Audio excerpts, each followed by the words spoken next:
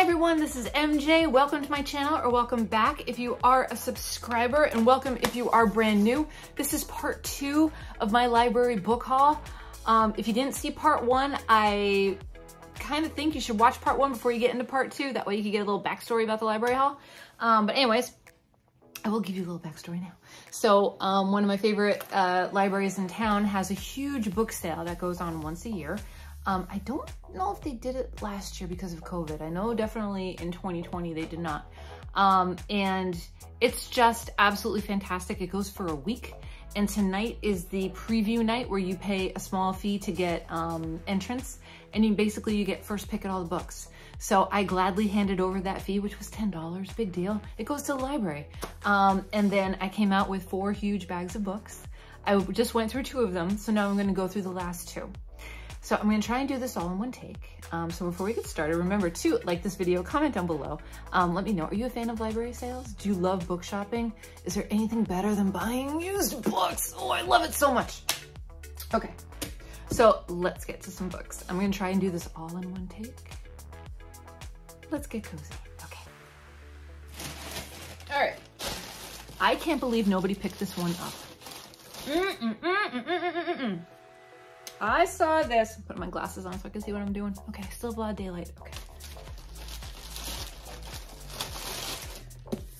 This is 1977 first printing of the Silmarillion, the UK edition. I have the US edition, now I have the UK edition. I couldn't pass it up. I have 2 copies of the Silmarillion now. Does that mean like I'm a true bookie person? God, why would I buy 2 copies of the same book? Because it's a collector thing. That's why. I'm giving up this space on my shelf. It's gonna go right next to it. And my little Discord, some people on my Discord, we're gonna read this in September to go along with the Lord of the Rings prequel on Amazon. So if you're interested in the Silmarillion, check out my Discord, get involved, get invited. The invite's there, hop on in, because we're gonna do this in September. But look how gorgeous that is. It's just gorgeous. Can you see it? Man, I didn't even look at the inside. Now the inside of mine, oh look at it. It's got little Elvish writing. Mine has like a map and everything. Christopher has a blurb in here. This was £4.95. And it says in UK only. So this was published in 1977. And I believe this is a first edition. I'm not sure though. I don't know. 5th impressions, first published in 1977, 2nd impression, 3rd impression, 4th impression, 5th impression, they were all done in 1977. So I don't know how I would find that out, but anyways, I had to have it. So now I have 2 copies of the Silmarillion. Couldn't pass it up. And there's sci-fi people looking at the books and I'm like, nobody wants this, just me. All right. They have a huge memoir section at this library. I will somewhere in this video put up a map so you can see like where everything is all spaced out. I'm not a big memoir girl, but certain instances I am. So Jackson Pollock is one of my favorite artists, and I got his, I guess it's his autobiography. This is by B.H. Friedman. This is Energy Made Visible, Jackson Pollock. So if you don't know who Jackson Pollock is, he does a lot of splatter art, throwing paint at the canvas. Was quite a character back in the day, and it has him and all of his, some of his works featured. His relationship, I'm sure, is going to be in here. Just really, really good. I'm really interested in reading this, and I'm going to save this for Nonfiction November, because Nonfiction November is a thing on BookTube. Okay. This I actually picked up from my sister-in-law. This is Eckhart Tolle. This is one of his workbooks that goes with A New Earth. A New Earth is really, really good. If you've never read it, he's quite an interesting character, Eckhart Tolle, but what he says makes sense. 13 years ago I started, no, 14 years ago I started reading him, and it's just good. Like, you can't say anything bad about it. So this I'm gonna give to her. Cause I'm a good sister-in-law, that's why. Oh, look what this, I got this. So I know that there is a Star Trek thing going on booktube too, and guess what? They had Star Trek novels. So I picked up this one. It's old, and what sucked me in was whoever had this. This is Star Trek 7, adapted by James Blish. 6 superb stories from the prize-winning television series created by Gene Roddenberry. And when I open it up, look what somebody did. They put the TV guide blurbs taped to the cover. That's awesome. So I guess those are the different episodes that are featured in here, which I thought was really, really cool. What is this? Oh, hi.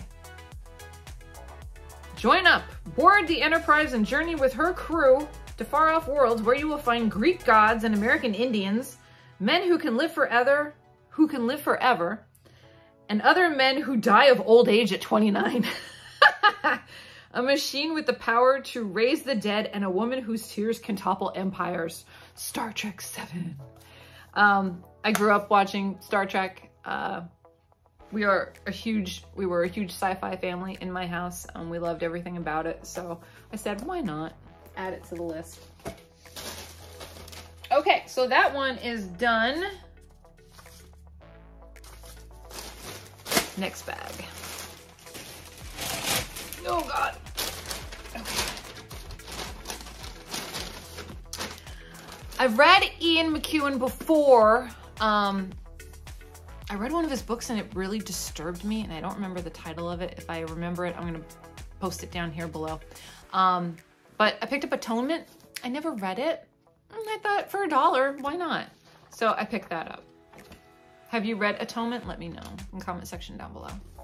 Is it good?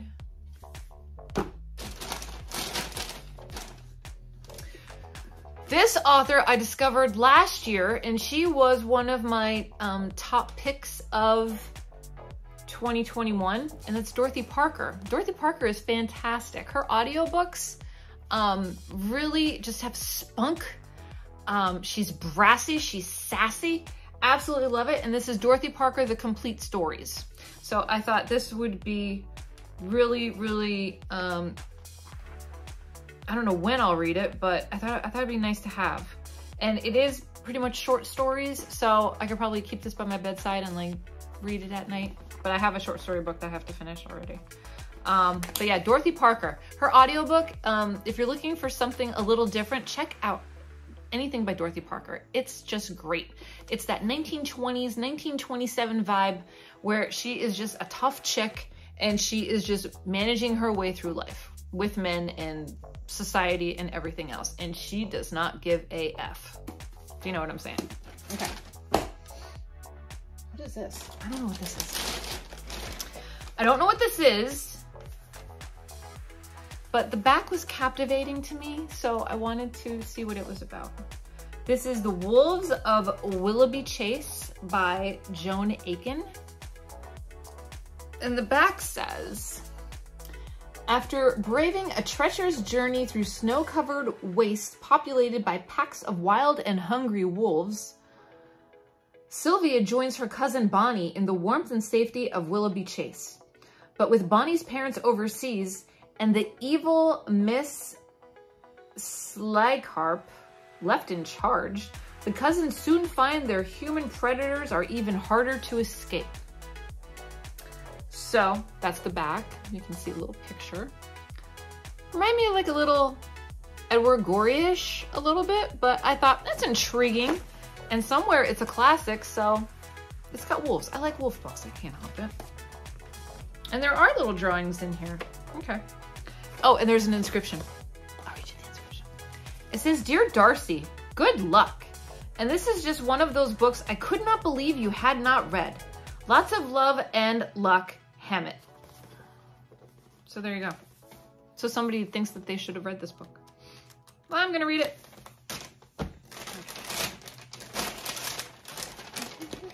All right, now it's all June on the Range stuff. I'm telling you. I'm not reading this year, but I will be reading it at some point, maybe next year. Lonesome Dove. It's $1. I couldn't say no. It's massive though. Is there a cigarette ad in here? No. They have other books by Larry McMurtry in here. Lots of books by Larry McMurtry. 945 pages this sucker is. So it'll be on the bookcase. Maybe next year if there's a June on the Range. Then we got, I picked up more Longarm books. I don't know why. All right, so we got Longarm. That one doesn't even have a number on it. Longarm and the Lone Star Deliverance.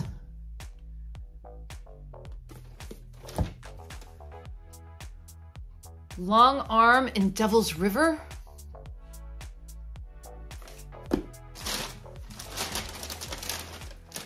Then they actually had, it's a Longarm box set, so I couldn't say no. The Bold series with a new slant on the Old West. Longarm by Tabor Evans. More exciting adventures. So it's got Longarm number 1, Longarm number 2, which is Longarm on the Border. Longarm and the Avenging Angels, which is number 3. Longarm and the Wendigo, which is number 4. Longarm and the Indian Nation, which is number 5. I couldn't say no. Look at, right?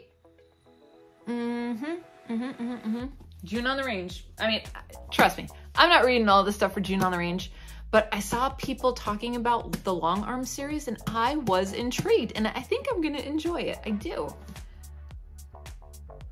It's so cowboy trash. I'm coining that one, cowboy trash, y'all. All right, and then this one. Okay, so the title of this book is Kinky Friedman, A Case of Lone Star. It says, Kinky is a hip hybrid of Groucho Marx and Sam Spade.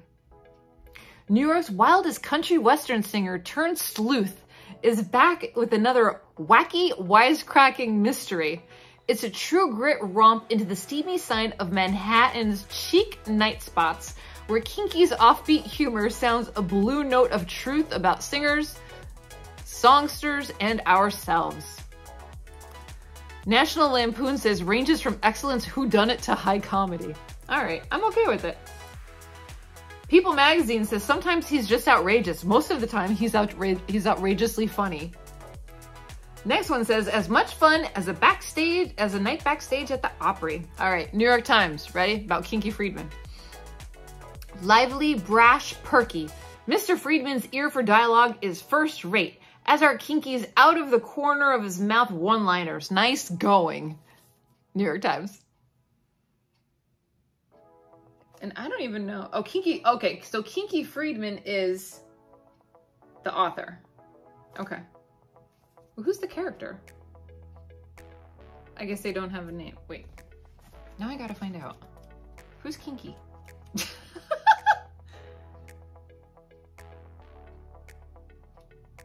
I have no idea. A Case of Lone Star. All right, well, whatever. I'm into it. I'm all about a good laugh. I might read that first. We'll see. Okay, so that's my haul from the library. I spent total on all the books from part 1 video, part 2 video,